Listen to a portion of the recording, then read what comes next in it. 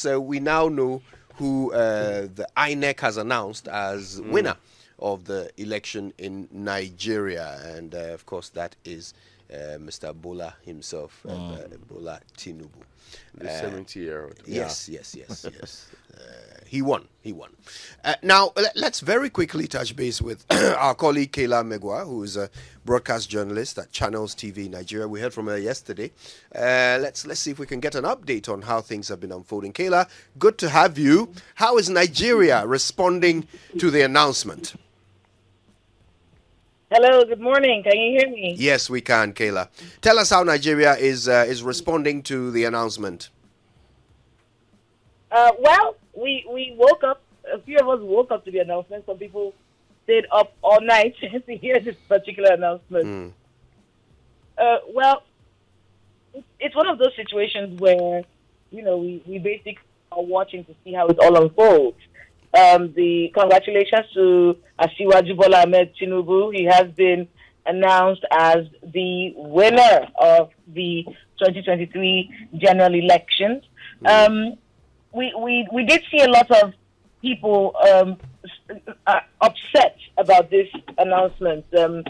I think from yesterday, people kind of knew that this was going to happen, and we saw political parties forming alliances. We saw the ADC, the Labour Party, and of course the People's Democratic Party holding a press conference yesterday before the announcements were made, basically saying that they do not accept these results, calling for the cancellation of the entire process, asking that the INEC chairman, Professor Mahmoud Yakubu, will be removed and an independent person from outside of the commission to come and complete the exercise, insisting that the transmission of results electronically from the polling units to the from the polling units to the BVAS and then to the INEC viewing portal was sacrosanct, stating that this is important, that should have been done, and if that wasn't done, these announcements cannot continue. So that was where we stopped on that yesterday. However, the All Progressives Congress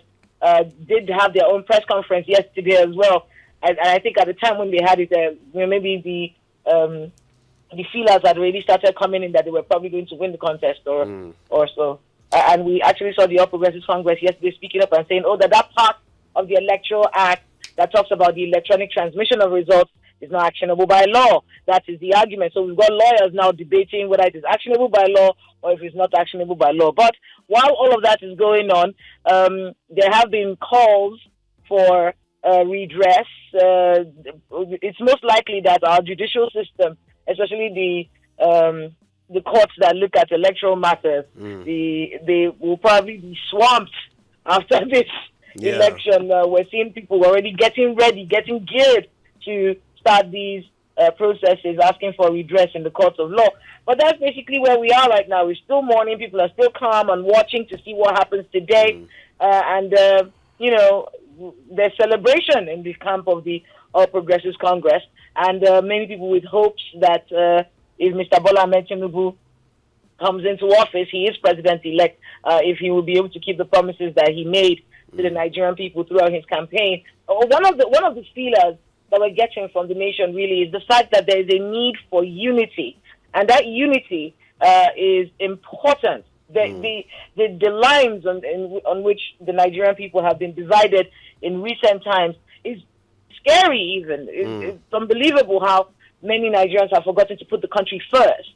So we need someone to instill that state of nation, that sense of nationhood, that patriotism for the country, and to get that done and to get people to be on that page with you, some sort of development has to be seen. People have to feel like their country cares about them and their future. Right. So that's one of the major things people are looking out for. Meanwhile, there's security, there's the economy, and all of these things that need to be addressed immediately if the country is going to make any move in the right direction. So those are the feelers that we're getting from around the country right now, Kojo. Have any of the other candidates congratulated Tinubu?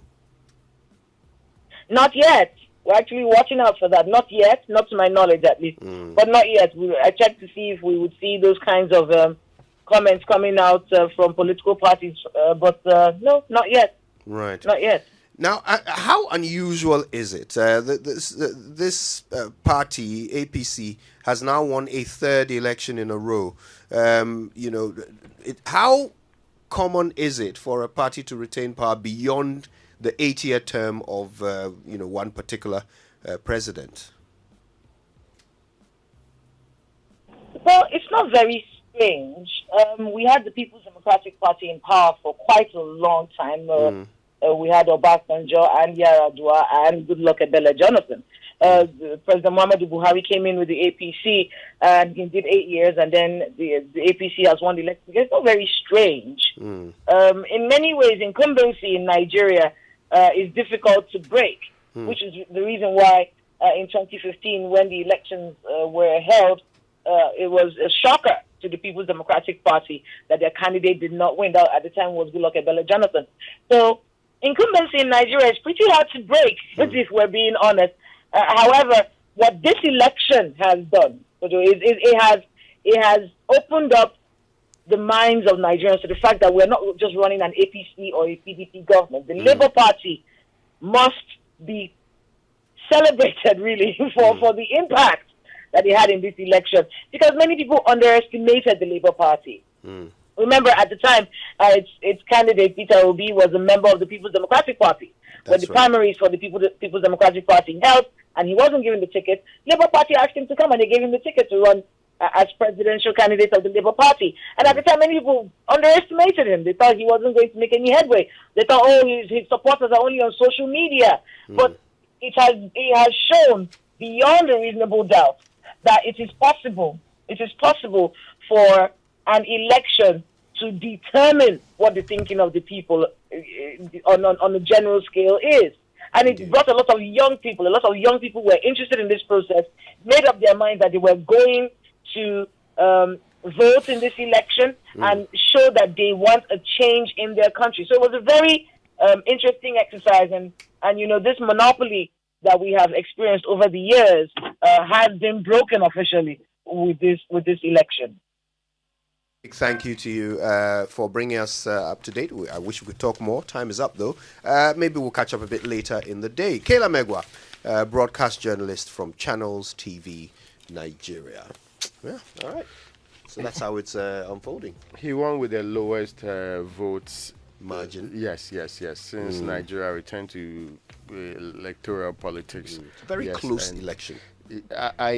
Many also think that the only impact Peter Obi made was to scatter the chances of the Atiku Abubakar of the PDP. Because if you watch the areas he won, the areas that Buhari, Tinubu also won, you could draw a line that, but others are also excited that there's a candidate coming up. And elections and their dynamics may send in fact, if you look at the final tally, so Bola got 8.794 million votes, Peter Obi got 6.093 million, Atiku got 6.984 million. So, clearly there's been, it's been done in. But just from that, you can conclude that Peter Obi didn't only scuttle the chances of Abubakar. He did a lot more than that. See, if he had perhaps, got some, maybe the value of his votes had been just a little bit over the difference between Abubakar and Tinubu. Yeah. Then you could say all he did was ruin Abubakar's chances. But he did more than that. He did more than that. Right? The difference about 800,000 votes.